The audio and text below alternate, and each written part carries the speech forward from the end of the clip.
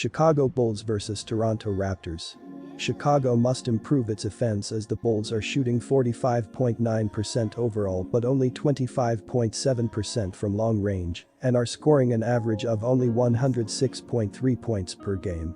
Zach LaVine is Chicago's leading scorer with an average of 26.7 points per game, while DeMar DeRozan is the second Chicago player averaging more than 20 points per game with an average of 21.3.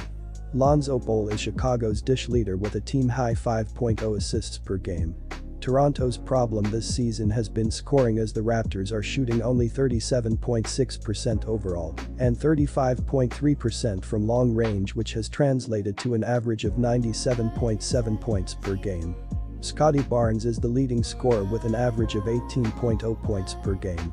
Fred VanVleet is the assist leader with an average of 6.0 per contest, but the Toronto shooting guard is averaging only 14.3 points per game while shooting a disappointing 34.0% overall and 21.7% from beyond the arc. Toronto has also been careless with the ball, turning it over an average of 14.0 times per game. Our first betting advice is to pick Chicago Bulls, -2.5.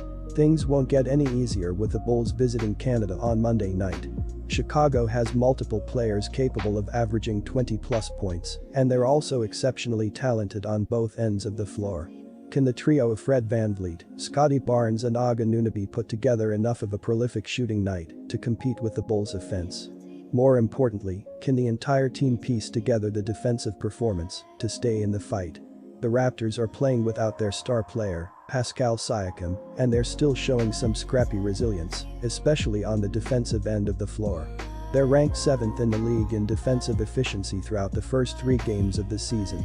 If anything, the Pistons at least managed to keep the Bulls below 100 points in the 2 head-to-head meetings. So the Bulls could realistically get locked up on the offensive end of the floor for a second straight game.